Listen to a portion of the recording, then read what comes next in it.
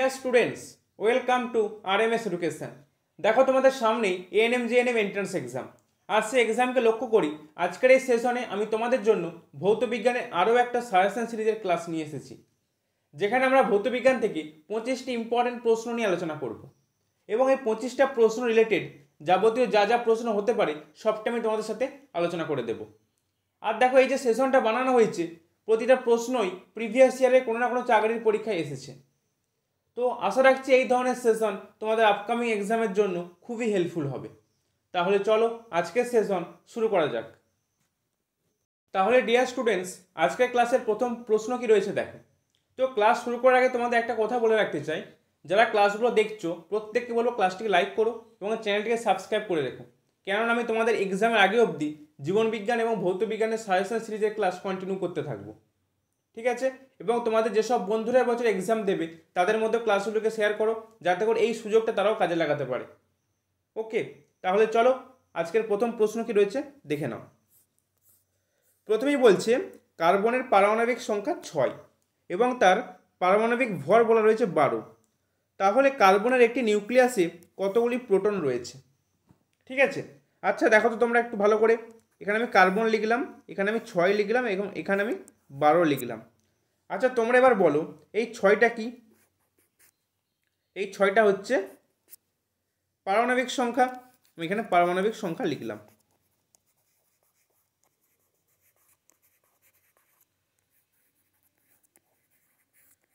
তাই তো। আর এই 12টা কি বলো? এই 12টা হচ্ছে পারমাণবিক ভর, তাই তো। এটা আমি ভর লিখলাম। তাহলে আমাকে কি বলেছে? আমাকে বলেছে এই কার্বন পরমাণুটার একটা নিউক্লিয়াসে কতগুলো প্রোটন আছে। আচ্ছা আমরা তো এটা জানি, যেটাই পারমাণবিক সংখ্যা সেটাই হচ্ছে প্রোটন সংখ্যা, তাই তো।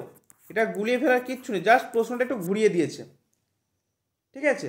তাহলে এবার বলো, তাহলে পারমাণবিক সংখ্যা যেটা সেটা যদি প্রোটন সংখ্যা হয় তাহলে কার্বনের একটি নিউক্লিয়াসে কতগুলি প্রোটন থাকবে? অপশান এ 6টি। ক্লিয়ার প্রত্যেকের? আচ্ছা এবার তোমরা আমাকে বলো, তোমরা আমাকে কমেন্ট করে জানাবে তাহলে এই যে পরমাণুটা, কার্বনের পরমাণুটাতে কতগুলো নিউট্রন আছে? নিউট্রন কতগুলো আছে তোমরা আমাকে কমেন্ট করে কিন্তু জানাতে কেউ ভুলবে না। যারা ক্লাসগুলো দেখছো প্রত্যেকে কিন্তু কমেন্ট করবে, ঠিক আছে, যে কতগুলো নিউট্রন রয়েছে। ক্লিয়ার? চলো নেক্সট প্রশ্নে। প্রশ্নে কি বলছে দেখো, খুবই ইম্পর্টেন্ট একটা প্রশ্ন, কিন্তু প্রত্যেককে বললো ভালো করে প্রশ্নটা বুঝবে। বলছে বৃত্তাকার পথে ঘূর্ণায়মান কোনো বস্তু দ্বারা কৃতকার্যের পরিমাণ কত? ঠিক আছে, অপশান এতে কি বলেছে? সংজ্ঞায়িত করা যায় না, মানে উত্তর বের করা যাবে না। ঋণাত্মক, অপশান সিতে আছে ধনাত্মক এবং অপশান ডিতে আছে 0, ঠিক আছে। তো দেখো আমি ছবিটা একটু এঁকে নিই। বৃত্তাকার পথ, তাই ধরো এটা বৃত্তাকার একটা পথ। এই পথে ধরো এখানে রাম রয়েছে, রাম, ঠিক আছে। রাম এই পথে হাঁটছে, ঘুরছে, ঠিক আছে। তাই বৃত্তাকার পথে ঘূর্ণায়মান কোনো একটা বস্তু দ্বারা কৃতকার্যের পরিমাণ কত? তাহলে রাম ধরো এইখান থেকে গিয়ে এখানে এসে পৌঁছেছে, তাহলে আলটিমেটলি তোমরা বলো রামের সরণ কত? রামের সরণ এস দিয়ে আমি ডিনোট করলাম, এস হচ্ছে 0, তাই তো। এবার দেখো আমরা কি জানি? আমরা জানি কৃতকার্য সমান ডব্লু সমান বল ইন্টু সরণ, মানে ফোর্স ইন্টু ডিসপ্লেসমেন্ট বা সরণ, ঠিক আছে। আমরা কি জানি? কৃতকার্য সমান বল গুণিত সরণ, এটা আমরা জানি। এখন তোমরা আমাকে বলো এখানে আমি বল পাচ্ছি, বলটার কোনো একটা মান রয়েছে সেটা আমি জানি না, ঠিক আছে, কিন্তু আমি সরণের মান জানি। তো সরণের মান কত পেলাম? 0 পেলাম। তাহলে এফ গুণিত আমি 0 লিখতে পারি। এবার কোনো কিছুকে যদি আমি 0 দিয়ে গুণ করি তাহলে কি হয়? তার মান 0ই হয়। তাহলে আমি বলতে পারি এই যে রাম এই বৃত্তাকার পথটা বরাবর যে ঘুরছিল, ঘুরে যে এখানে এসে পৌঁছালো, আলটিমেটলি সে কিন্তু কোনো কার্য করলো না, ঠিক আছে। আলটিমেটলি সে কিন্তু কোনো কার্য করলো না, কেননা তার সরণ 0। তার যদি সরণ 0 হয়, আমরা দেখতে পাচ্ছি, আমরা জানি ডব্লিউ সমান, অর্থাৎ ডব্লিউ মান হচ্ছে কৃতকার্য, ডব্লিউ সমান হচ্ছে ফোর্স ইন্টু ডিসপ্লেসমেন্ট, মানে বল ইন্টু সরণ। তাহলে বল আমার একটা মান রয়েছে, আমি জানি না সেটা, কিন্তু সরণের মান জানি 0। তাহলে বল গুণিত 0 যদি হয় কি হচ্ছে? 0 পাচ্ছি। তাহলে কি হলো? অপশান ডি হচ্ছে সঠিক উত্তর। বোঝা গেল? এই টাইপের প্রশ্ন কিন্তু তোমাদের পরীক্ষায় আসবে, ঠিক আছে। জাস্ট একটু মাথাটা তোমাদের খাটাতে হবে, ঠিক ঠিক আছে, চলো নেক্সট প্রশ্নে। বলছে প্রকৃতিতে হাইড্রোজেন গ্যাসের অস্তিত্ব নেই বললেই চলে, তার কারণটা কি? এটি খুব দাহ্য বলে, এটি খুব হালকা বলে, উদ্ভিদ দ্বারা H2 গ্যাস শোষিত হয়, এবং অপশান ডিতে বলছে এটি খুব তাড়াতাড়ি অক্সিজেনের সাথে বিক্রিয়া করে জল উৎপন্ন করে। তো এই চারটে কারণের মধ্যে কোন কারণের জন্য আমরা বলতে পারি যে প্রকৃতিতে হাইড্রোজেন গ্যাসের অস্তিত্ব প্রায় নেই? দেখো, আমরা কি জানি? আমরা জানি প্রকৃতিতে সবথেকে বেশি পরিমাণে কোন গ্যাস থাকে? সবথেকে বেশি পরিমাণে থাকে নাইট্রোজেন গ্যাস, তাই তো? তার পার্সেন্টেজ কত? প্রায় একটা 78% মতো কিন্তু আমাদের প্রকৃতিতে নাইট্রোজেন গ্যাস থাকে। এই পার্সেন্টগুলো কিন্তু প্রত্যেকটা মনে রাখবে। একটু দেখো, কোনো বইতে হয়তো 77.সামথিং থাকবে, কোনো বই আবার 78 পয়েন্ট সামথিং থাকবে। তোমরা ধরে রাখো পরীক্ষায় তোমাদের 77, 78, 79 এর মধ্যে কিন্তু অপশানে থাকবে, ঠিক আছে? এরকম থাকবে না 77, 78, 79, 80 এরকম অপশান দেবে না, ঠিক আছে? তাহলে দেখো নাইট্রোজেনের পার্সেন্টেজ প্রায় হচ্ছে 78%-এর মতো আমাদের প্রকৃতিতে রয়েছে নাইট্রোজেন। তারপর দেখো রয়েছে আমাদের অক্সিজেন, প্রায় 20%-এর মতো, ঠিক আছে? প্রায় 20% বা 19%, যাই বলো না কেন, প্রায় হচ্ছে 20% ধরে রাখো, ঠিক আছে? প্রায় 20%-এর মতো কিন্তু অক্সিজেন থাকছে। এরপর থাকছে কি? কার্বন ডাইঅক্সাইড থাকছে, কিছু নিষ্ক্রিয় গ্যাস থাকছে, আর্গন, ঠিক আছে? আর্গন থাকছে 0.9%, ঠিক আছে? এছাড়া CO2 থাকছে 0.3%। এছাড়া আরও জলীয় বাষ্প, ধূলিকণা এসব কিন্তু এখানে থাকছে, ঠিক আছে? তাই মেন কিন্তু আমাদের নাইট্রোজেন এবং অক্সিজেন কিন্তু প্রকৃতিতে বেশি পরিমাণে রয়েছে, নাইট্রোজেন এবং অক্সিজেন, ঠিক আছে? আর যদি তোমাদের পরীক্ষায় এরকম প্রশ্ন আসে একটা, যে প্রকৃতিতে কোন নিষ্ক্রিয় গ্যাসটা বেশি পরিমাণে থাকে, খুব ইম্পর্টেন্ট কিন্তু প্রশ্নটা, ঠিক আছে? খুব ইম্পর্টেন্ট প্রশ্ন কিন্তু এটা প্রত্যেকে কিন্তু মাথায় রাখবে, যে প্রকৃতিতে কোন নিষ্ক্রিয় গ্যাস সব থেকে বেশি পরিমাণে থাকে। মনে রাখবে সেটা হচ্ছে অপশান নয়, আর্গন, ঠিক আছে? আর্গন হবে। এই আর্গন গ্যাসটা সব থেকে বেশি পরিমাণে কিন্তু প্রকৃতিতে থাকে। ক্লিয়ার? তাহলে এবার আমাদের প্রশ্নে আমরা ফিরে আসি, যে হাইড্রোজেন গ্যাস যে বলছে আমরা প্রকৃতিতে নেই বললেই চলে, তো কেন? দেখো, হাইড্রোজেন কিন্তু সব থেকে হালকা গ্যাস, এটা মনে রাখবে, সব থেকে হালকা গ্যাস, এবং এ হচ্ছে বর্ণহীন, গন্ধহীন, স্বাদহীন, এবং কিন্তু অতি দাহ্য হাইড্রোজেন, খুব দাহ্য গ্যাস, ঠিক আছে? তাহলে অপশান A, B দুটোই কিন্তু এটা অ্যান্সার হবে, ঠিক আছে? এটা খুব দাহ্য এবং এটা কিন্তু সব থেকে হালকা গ্যাস। ক্লিয়ার? এবং মনে রাখবে প্ল্যাটিনাম, প্যালাডিয়াম, লোহা, কোবাল্ট এই ধাতু কিন্তু সাধারণ উষ্ণতায় H2 গ্যাস শোষণ করতে পারে। একটু নোট করে নাও প্রত্যেকে। পরীক্ষায় এরকম প্রশ্ন চলে এলো, নিচের কোন ধাতুগুলো হাইড্রোজেন গ্যাসকে শোষিত করতে পারে? মনে রাখবে প্ল্যাটিনাম। আমি তোমাদের রাসায়নিক নামগুলো লিখছি না, সংকেত লিখে দিচ্ছি। প্ল্যাটিনাম, ঠিক আছে? প্যালাডিয়াম, লোহা, কোবাল্ট এই ধাতুগুলো কিন্তু এই হাইড্রোজেন গ্যাসকে শোষণ করতে পারে, H2 গ্যাসকে শোষণ করে। নোট করে নেবে প্রত্যেকে।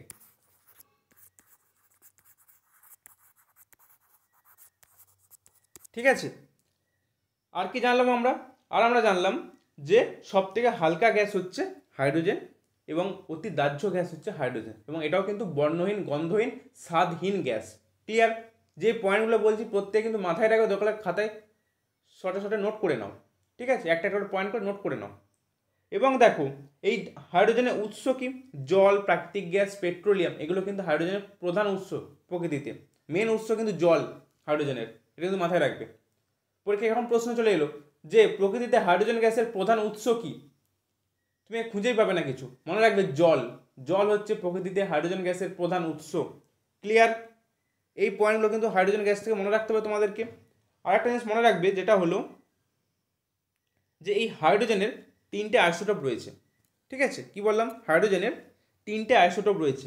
একটা হচ্ছে প্রোটিয়াম, কি বললাম? প্রোটিয়াম 1H1, আর একটা কি 1H2, এটা হচ্ছে ডয়টেরিয়াম, বা এটাকে বলা হচ্ছে কিন্তু ভারী হাইড্রোজেন, একটু মনে রাখবে, ঠিক আছে? আর একটা হচ্ছে 1H3, এটা হচ্ছে ট্রিটিয়াম। তাই 3টে কিন্তু আইসোটোপ কিন্তু প্রকৃতিতে বিদ্যমান হাইড্রোজেনের, ঠিক আছে? প্রত্যেকে মনে থাকবে। আর একটা সেখান থেকে মনে রাখবে, যেটা হলো শ্বেততপ্ত কোকের মধ্য দিয়ে স্টিম চালনা করলে এখানেতে কিন্তু ওয়াটার গ্যাস পাওয়া যায়, যেটাকে বলা হচ্ছে বস প্রসেস। ঠিক আছে, বস পদ্ধতিতে। বস পদ্ধতি একটু মনে রাখবে যে কি হচ্ছে, শ্বেততপ্ত কোকের মধ্য দিয়ে যদি আমরা জল বা স্টিম চালনা করছি, তাহলে আমরা কি পাচ্ছি, কার্বন মনোক্সাইড পাচ্ছি এবং আমরা হাইড্রোজেন গ্যাস পাচ্ছি। ঠিক আছে, এবার মনে রাখবে এখান থেকে যেটা হলো, এই যে কার্বন মনোক্সাইড এবং হাইড্রোজেন গ্যাস, এদের কি বলা হচ্ছে কিন্তু ওয়াটার গ্যাস। এটা কিন্তু মনে রাখবে, ওয়াটার গ্যাস। ঠিক আছে, carbon monoxide plus hydrogen gas হচ্ছে ওয়াটার গ্যাস। প্রসেসটা হচ্ছে বস প্রসেস। ঠিক আছে, মনে হয় প্রত্যেকের ক্লিয়ার। এবার দেখো, এবার আমরা এই হাইড্রোজেনের একটা ব্যবহার করব, যেটা হলো যে বনস্পতি ঘি তৈরিতে কিন্তু আমাদের হাইড্রোজেন গ্যাস ব্যবহার করা হয়। পরীক্ষা কিন্তু এই প্রশ্নটা আসে যে বনস্পতি ঘি তৈরি করতে কোন গ্যাস ব্যবহৃত হয়, তুমি মনে রাখবে যে হাইড্রোজেন গ্যাস। ক্লিয়ার। এছাড়া দেখো, ঝালাইয়ের কাজে যে হাইড্রোজেন শিখা প্রায় 2000 ডিগ্রি সেন্টিগ্রেড, ঠিক আছে, এটা প্রস্তুত করতেও কিন্তু হাইড্রোজেন গ্যাস ব্যবহার করা হয়। ক্লিয়ার প্রত্যেকের। আরেকটা সেখান থেকে মনে রাখবে, যেটা হলো ভারী জল। কি বললাম, ভারী জল।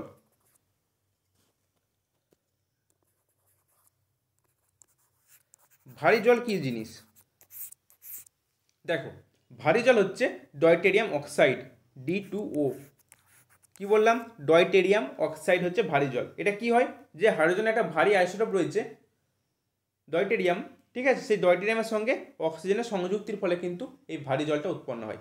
ঠিক আছে, কি বললাম, ডয়টেরিয়ামের সাথে অক্সিজেন একটা সংযুক্তির ফলে কিন্তু এই ডয়টেরিয়াম অক্সাইড মানে ভারী জলটা কিন্তু প্রস্তুত করা হয়। ঠিক আছে, এটা কিন্তু মনে রাখবে প্রত্যেকে। ঠিক আছে, তো আপাতত হাইড্রোজেন থেকে আর কিছু মনে রাখার কিছু নেই। যে যে পয়েন্টগুলো বললাম সেই পয়েন্টগুলো একটু মনে রাখবে, তাহলেই তোমাদের কিন্তু এক্সামের জন্য যথেষ্ট। ক্লিয়ার। চলো নেক্সট প্রশ্নে। পরের প্রশ্নে বলছে, নিচের কোনটির জন্য চুন জলকে খোলা বাতাসে রাখলে এটি ঘোলা হয়ে যায়। ঠিক আছে, কোনটির জন্য চুন জলকে খোলা বাতাসে রাখলে ঘোলা হয়ে যায়। কার্বন ডাইঅক্সাইড, নাইট্রোজেন, অক্সিজেন এবং অপশান ডিতে আছে সালফার ডাইঅক্সাইড। এই চারটের মধ্যে কোনটা হবে, দেখো, চুন জল মানে হচ্ছে ক্যালসিয়াম হাইড্রক্সাইড। ঠিক আছে, তো এই ক্যালসিয়াম হাইড্রক্সাইডের সাথে যদি আমরা কার্বন ডাইঅক্সাইড যোগ করি, তাহলে কি উৎপন্ন হয়, তাহলে উৎপন্ন হচ্ছে ক্যালসিয়াম কার্বনেট, CaCO3। ঠিক আছে, প্লাস জল উৎপন্ন হচ্ছে। তো এই ক্যালসিয়াম কার্বনেটটাই কিন্তু ওই চুন জলটাকে ঘোলা করছে।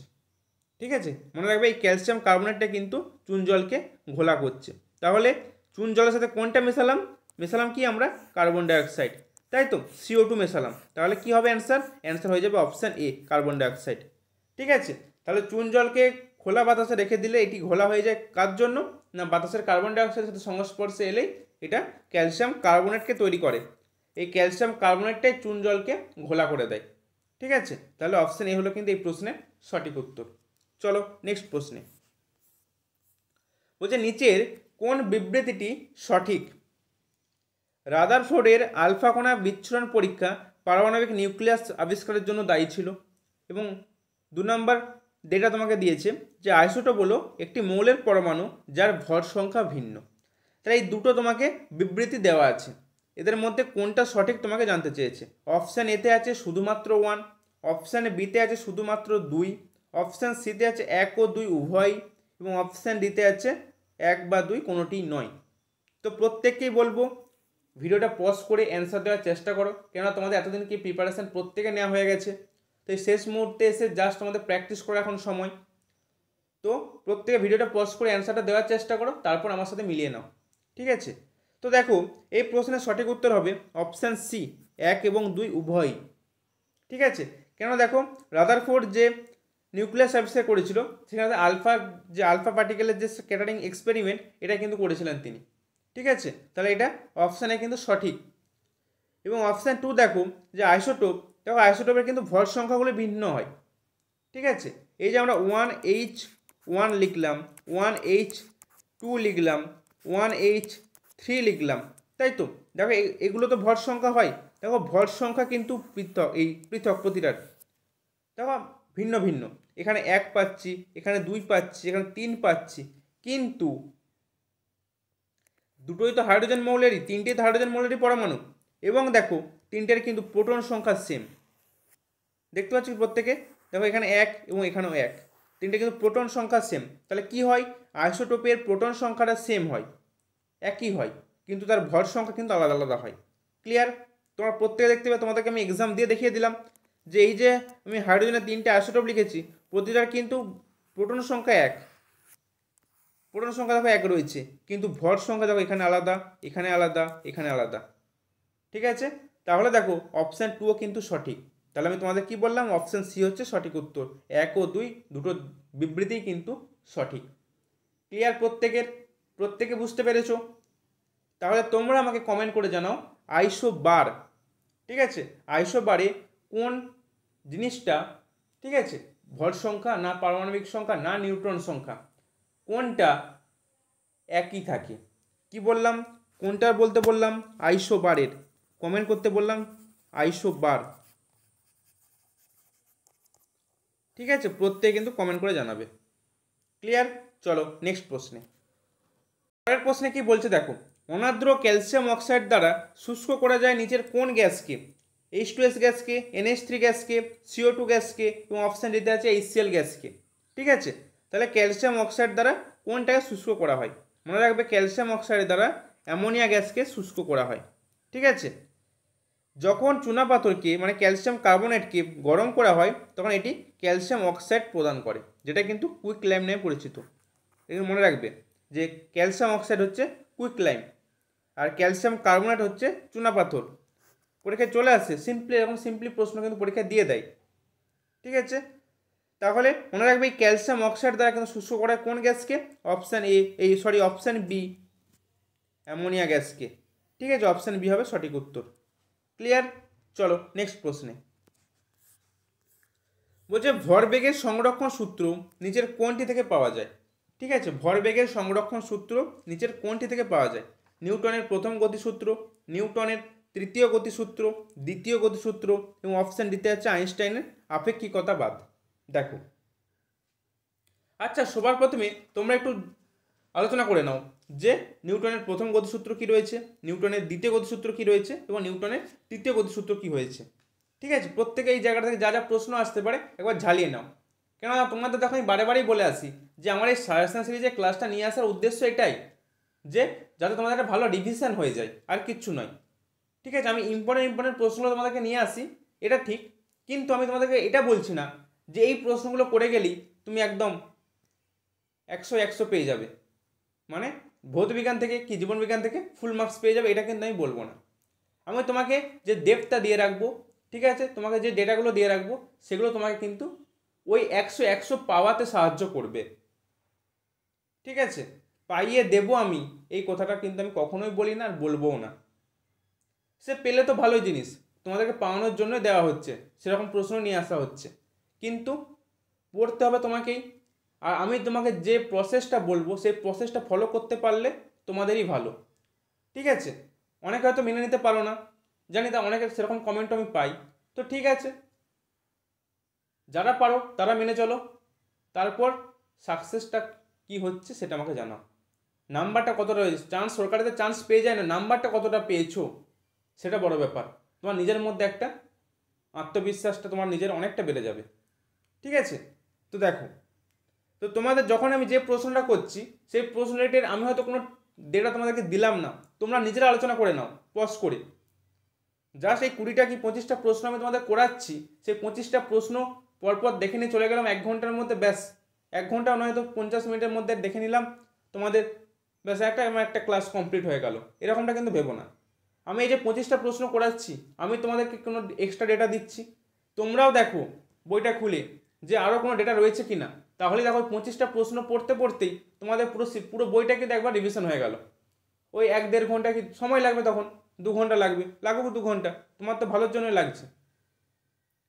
এইভাবে কিন্তু প্রত্যেককে আমি আগেও বলেছি, যারা ফলো করছো তাদের কিন্তু অনেকটা উপকার হয়েছে, আর যারা ফলো করছো না তাদেরকে বলবো এখনও সময় রয়েছে, এই 14টা দিন, এই 10-12টা দিন, 14টা দিন আর নেই, 13টা দিন, 12টা দিনই ধরো, 10টা দিনই ধরো আর হাতে, এই 10টা দিন কিন্তু খুব ভালো করে কাজে লাগাও।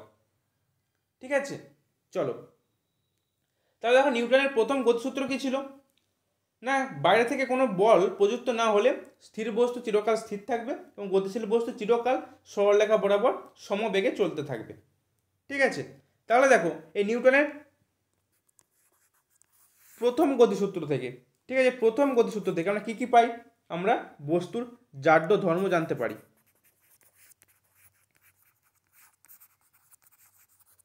তাই তো, এবং কি পারি? বল সম্পর্কে ধারণা পাই, বল সম্পর্কে ধারণা পাই।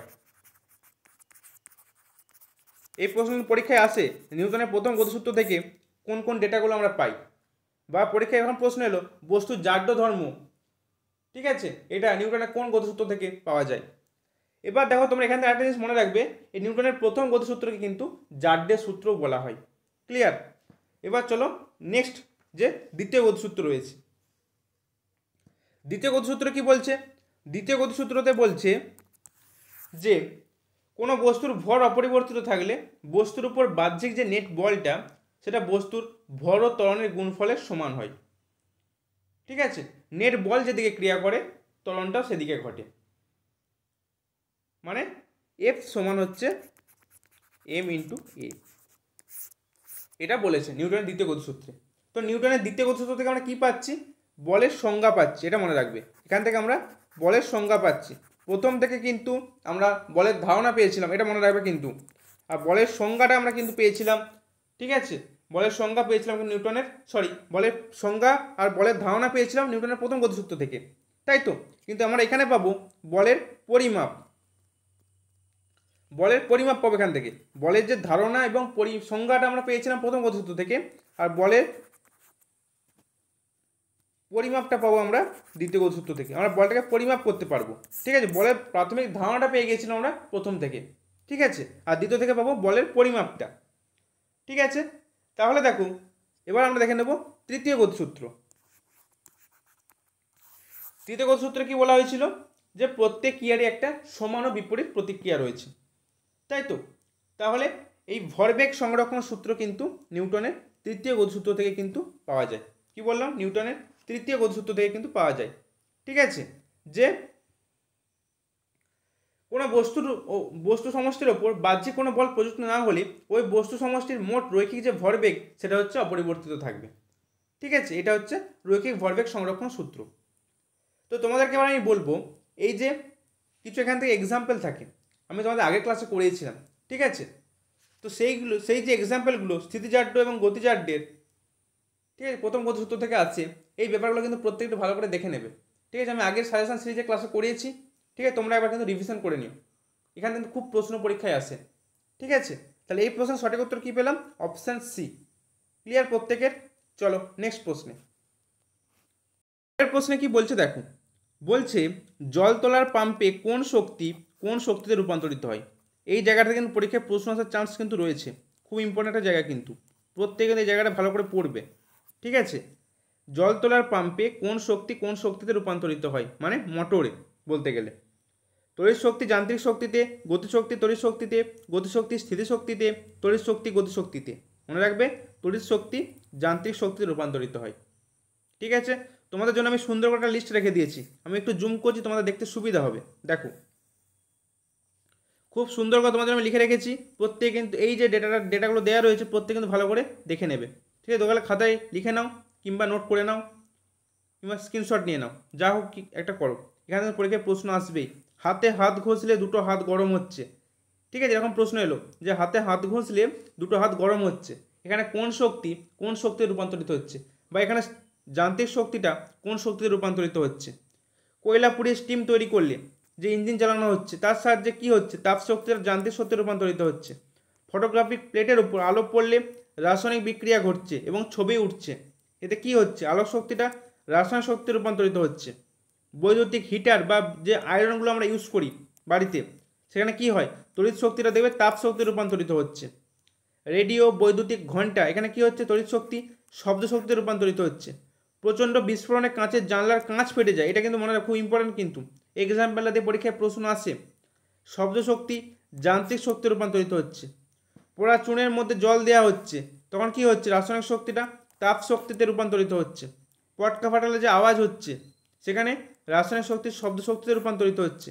নিউক্লিয় বিভাজন, ডাইনামো, ঠিক আছে, এই জায়গাগুলো কিন্তু প্রত্যেকে একটু ভালো করে দেখে রাখবে। খুব সুন্দর করে তোমার জন্য আমি লিখে রেখেছি যাতে তোমাদের সুবিধা হয়, এক জায়গায় আমি করে রেখেছি, ঠিক আছে।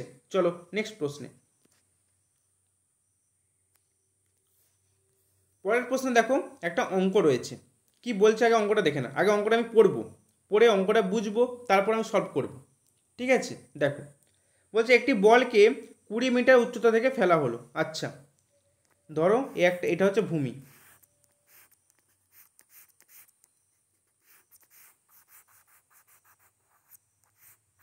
ঠিক আছে। এখানে ধরো বলটা রয়েছে, এখানে 20 মিটার উচ্চতা থেকে, তার মানে এই যে ডিস্টেন্সটা এটা হচ্ছে 20 মিটার, তাই তো। এবার বলছে যদি এর ত্বরণ হয় 10 মিটার পার সেকেন্ড স্কোয়ার, মানে এ হচ্ছে 10 মিটার পার সেকেন্ড স্কোয়ার, ঠিক আছে। তাহলে বলছে ভূমিতে পড়ার সময় এর বেগ কত হবে, ভূমিতে পড়ার সময় এর বেগ কত হবে, ঠিক আছে। আচ্ছা তোমরা আমাকে বলো, যখন বলটা এখানে ছিল, ঠিক আছে, তখন এর বেগ কত ছিল, তখন এর ইউ মানে প্রাথমিক বেগ কত ছিল বলো, প্রাথমিক বেগ 0 হবে। কেন 0 হবে, কেননা বস্তুটা তখন স্থির অবস্থায় ছিল, তাই তো। তো এর তখন প্রাথমিক বেগ কিন্তু 0, ইউ 0।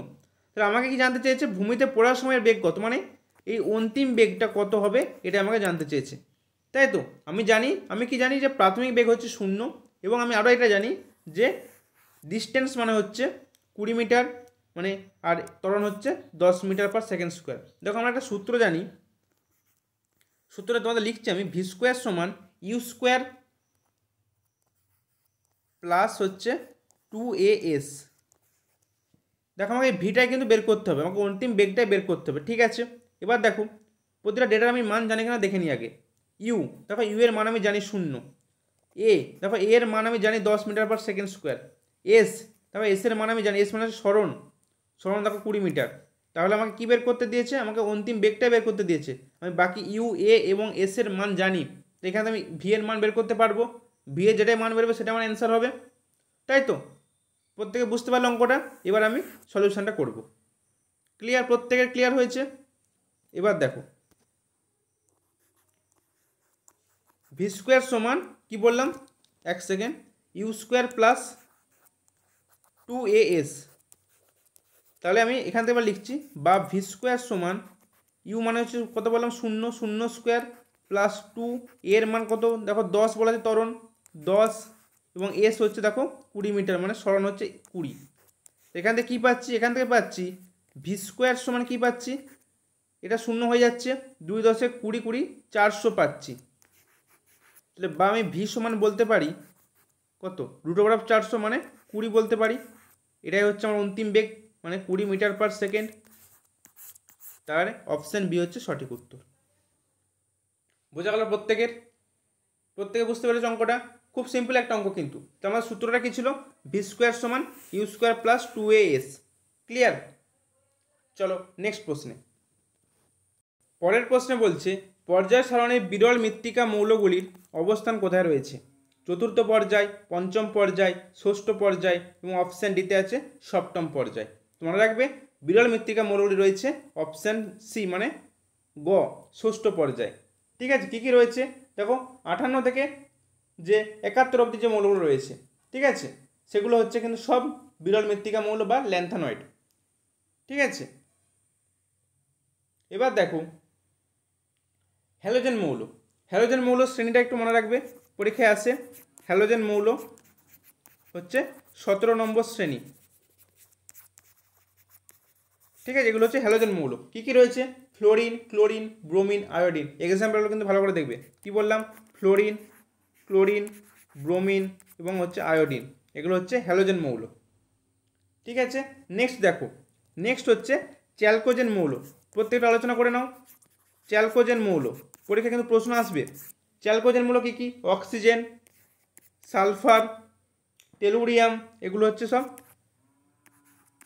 চ্যালকোজেন মৌল। আর কি হবে, সেলেনিয়াম হবে, সেলেনিয়াম, সব চ্যালকোজেন মৌল। এটা কোথায় অবস্থান করে, শ্রেণী 16, এদের হচ্ছে অবস্থান শ্রেণী হচ্ছে 16 নম্বর শ্রেণীতে, ঠিক আছে। এগুলো হলো চ্যালকোজেন মৌল। নেক্সট দেখো মুদ্রা ধাতু, মুদ্রা ধাতু কী কী রয়েছে, মুদ্রা ধাতু কপার, সিলভার, ঠিক আছে, গোল্ড, এগুলো সব মুদ্রা ধাতু। এগুলো কত নম্বর শ্রেণীতে অবস্থান করছে? শ্রেণী হচ্ছে 11। ঠিক আছে, নেক্সট দেখো, নেক্সট হচ্ছে ক্ষার ধাতু। ক্ষার ধাতু কী কী রয়েছে? ক্ষার ধাতু রয়েছে, সরি, ঠিক আছে, লিথিয়াম, সোডিয়াম, ঠিক আছে, potassium, rubidium. Lithium, sodium, potassium, rubidium. ঠিক আছে, শ্রেণী 1। এখানে হচ্ছে ক্ষার ধাতু। এবার হচ্ছে ক্ষারীয় মৃত্তিকা ধাতু। ক্ষারীয় মৃত্তিকা ধাতু। ক্ষারীয় মৃত্তিকা ধাতু কী কী রয়েছে দেখো নাও। বেরিলিয়াম, ম্যাগনেসিয়াম, ক্যালসিয়াম, ঠিক আছে, স্ট্রনসিয়াম, এগুলো সব হচ্ছে ক্ষারীয় মৃত্তিকা ধাতু। এদের অবস্থান কোথায়? এদের অবস্থান হচ্ছে শ্রেণী 2। ঠিক আছে, আরেকটা মনে রাখবে, যেটা হচ্ছে তোমার সন্ধিগত মৌল। সন্ধিগত মৌল,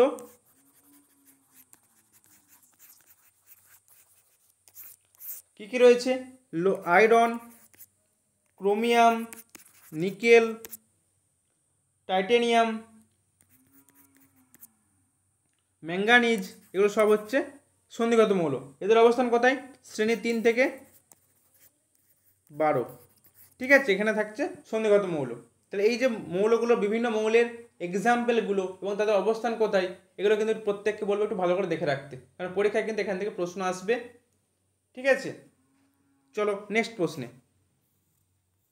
বলছে প্রদত্ত কোন ধরনের ওষুধ জ্বর কমাতে সাহায্য করে? অ্যান্টিপাইরেটিক, অ্যান্টিহিস্টামিন, অ্যান্টিবায়োটিক এবং অপশন ডিতে রয়েছে ট্রাঙ্কুইলাইজার। ঠিক আছে, তো মনে রাখবে জ্বর কমাতে সাহায্য করে অ্যান্টিপাইরেটিক টাইপের ওষুধগুলো। ঠিক আছে, ট্র্যাঙ্কুলাইজার এটা হচ্ছে কি শান্ত করতে, মানে ধরো এংজাইটি থেকে রিলিফ পেতে ট্র্যাঙ্কুলাইজার ইউজ করা হয়। অ্যান্টিবায়োটিক ব্যাকটেরিয়ার সংক্রমণের প্রতিরোধ করতে অ্যান্টিবায়োটিক ইউজ করা হয়। অ্যান্টিহিস্টামিন অ্যালার্জি, ঠিক আছে, অ্যালার্জি থেকে মুক্তির জন্য এই অ্যান্টিহিস্টামিন টাইপের কিন্তু ওষুধ প্রয়োগ করা হয়। ঠিক আছে, আর অ্যান্টিপাইরেটিক হলো জ্বর কমাতে, মানে শরীরের তাপমাত্রাটা কমাতে সাহায্য করে অ্যান্টিপাইরেটিক। ঠিক আছে, চলো নেক্সট প্রশ্নে। দেশলাই কাঠির ডগায় যে দাহ্য পদার্থ থাকে সেটা কি? আমরা প্রত্যেক দেশলাই কাঠি দেখেছি, তার ডগায় যে দাহ্য পদার্থটা থাকে সেটা কি? সালফার, না ম্যাঙ্গানিজ ডাইঅক্সাইড, না ফসফরাস, না অ্যান্টিমনি সালফাইড? মনে রাখবে এটা হচ্ছে অপশন ডি, অ্যান্টিমনি সালফাইড। ঠিক আছে, চলো নেক্সট প্রশ্নে। পরের প্রশ্নে কি বলছে দেখো, জলের পরিশোধনে পটাশিয়াম পারম্যাঙ্গানেট ব্যবহার করা হয়, এর কারণ কি? নির্বীজকরণ করা, জারণ করা, বিজারণ করা এবং অপশান দিতে রয়েছে লিচ করা। ঠিক আছে, দেখো দেখো KMnO4 হচ্ছে একটা তীব্র জারক। পটাশিয়াম পারম্যাঙ্গানেট KMnO4 এটা হচ্ছে একটা তীব্র জারক পদার্থ। কি বললাম? তীব্র জারক পদার্থ।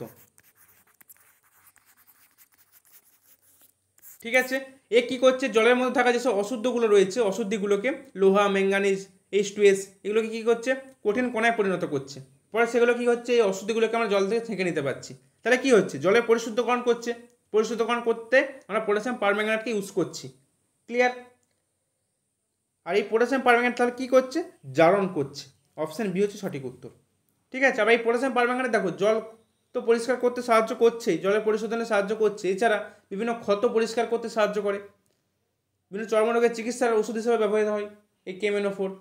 ঠিক আছে, তাহলে KMnO4 কিন্তু অনেক ভূমিকা রয়েছে রসায়নেতে। জলের পরিশোধন করছে সে, বিভিন্ন ক্ষত পরিষ্কার করতে সাহায্য করে, আর বিভিন্ন চর্মরোগের ওষুধ হিসাবে কিন্তু আমরা KMnO4কে ইউজ করি। আর KMnO4 হচ্ছে তীব্র জারক পদার্থ।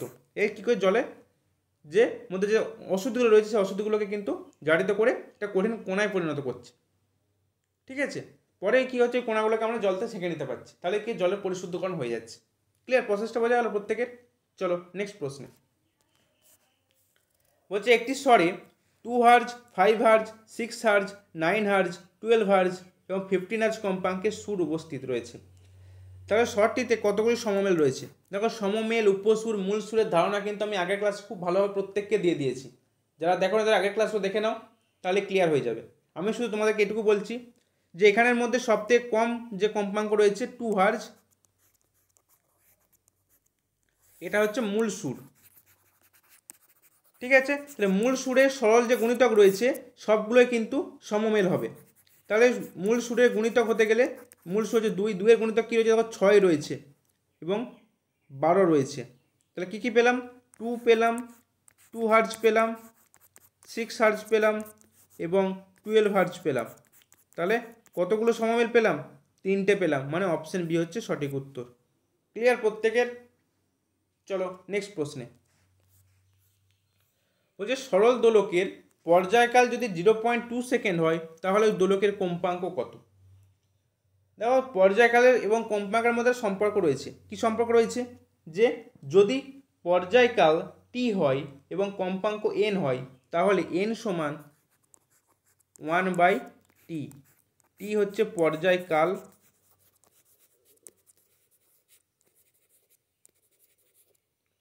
এবং এন হচ্ছে কম্পাঙ্ক।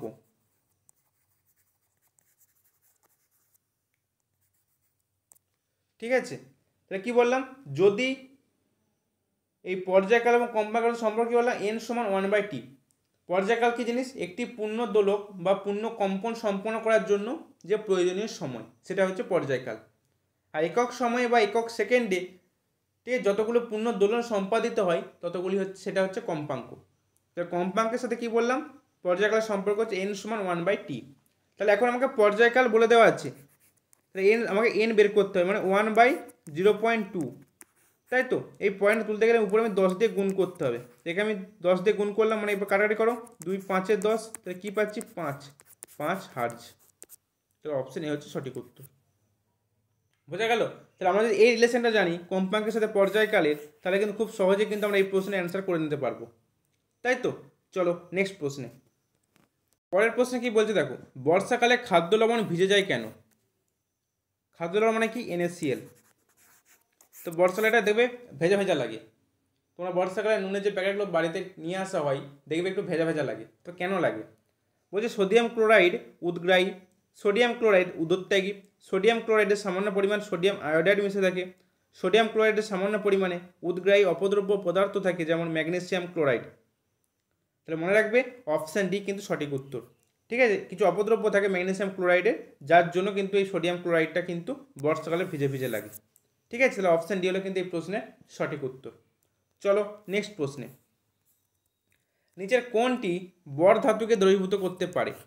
Nitric acid, hydrochloric acid, sulphuric acid এবং অপশান ডিতে রয়েছে অ্যাকোয়ারিজিয়া। এটা সঠিক উত্তর কী হবে? Option D aqua regia.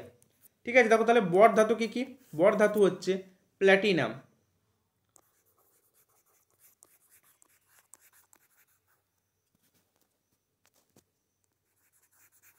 প্যালাডিয়াম,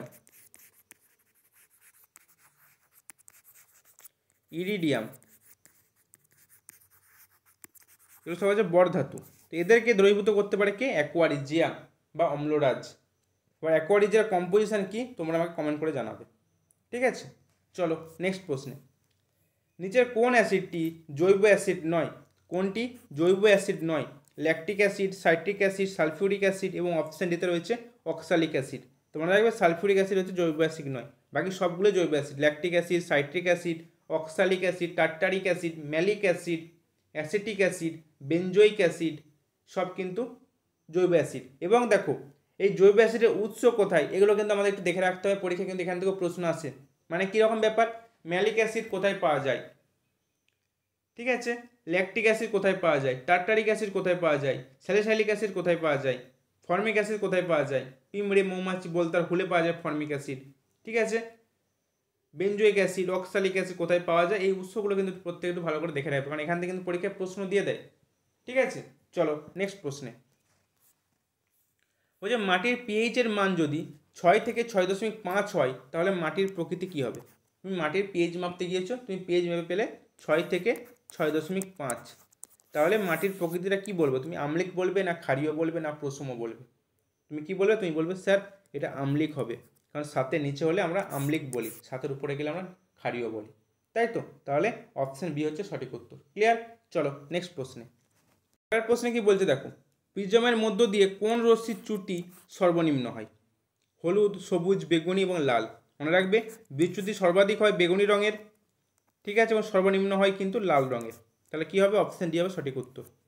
ঠিক আছে, চলো নেক্সট প্রশ্নের।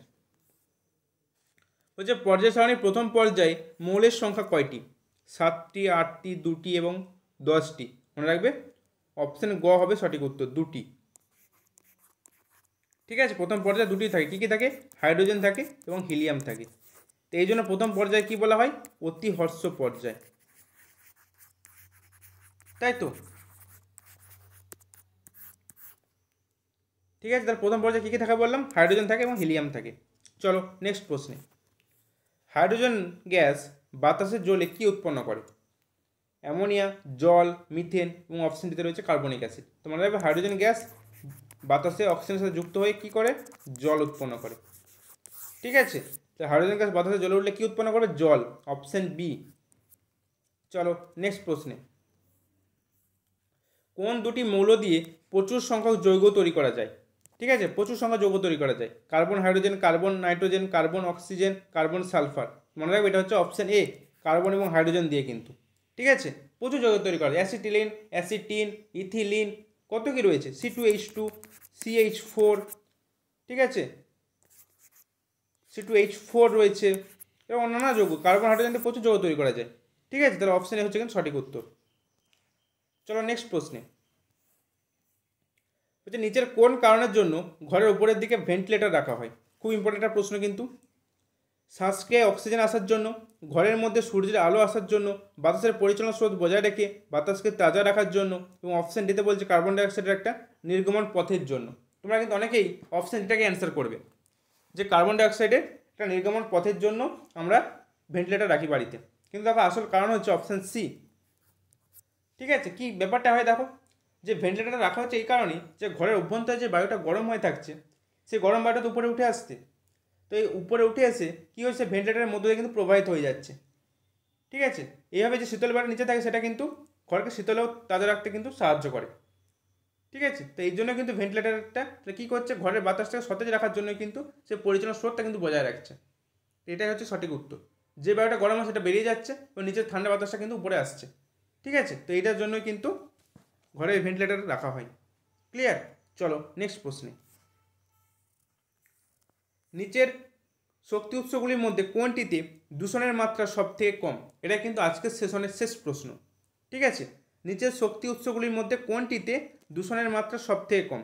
বায়োগ্যাস, জীবাশ্ম জ্বালানি, পারমাণবিক শক্তি এবং অপশন ডিতে রয়েছে বায়ু শক্তি। মনে রাখবে এটা হবে সব থেকে কম হচ্ছে বায়ু শক্তি, অপশন ডি। ক্লিয়ার প্রত্যেকের? আশা করি প্রত্যেকের সেশনটা খুব ভালো লেগেছে। তো এটা ছিল কিন্তু আজকের সেশনের শেষ প্রশ্ন। তো ডিয়ার স্টুডেন্টস, এই ছিল আজকের সেশন। আর সবশেষে তোমাদের একটা কথা জানিয়ে রাখতে চাই, যারা ফুল মক টেস্ট চাইছো 15টা ফুল মক টেস্ট আমরা তোমাকে প্রোভাইড করব মাত্র 99 টাকায়। ঠিক আছে, মাত্র 99 টাকায় আমি তোমাদেরকে 15টা ফুল মক টেস্ট প্রোভাইড করব। ঠিক আছে, এই ভিডিও ডেসক্রিপশানে আমাদের টেলিগ্রাম গ্রুপ এবং হোয়াটসঅ্যাপ গ্রুপে লিঙ্ক দেওয়া থাকবে, তোমরা ওখানে জয়েন হয়ে গিয়েও পেয়ে যেতে পারো, নাহলে ডিরেক্টলি তোমরা আমাকে এই নাম্বারে ফোন করে নেবে।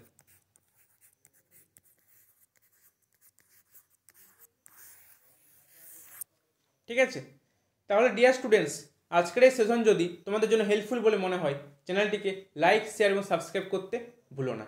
প্রত্যেকেই ভালো থেকো, সুস্থ থেকো, ভালো করে পড়াশোনা করো। বাই।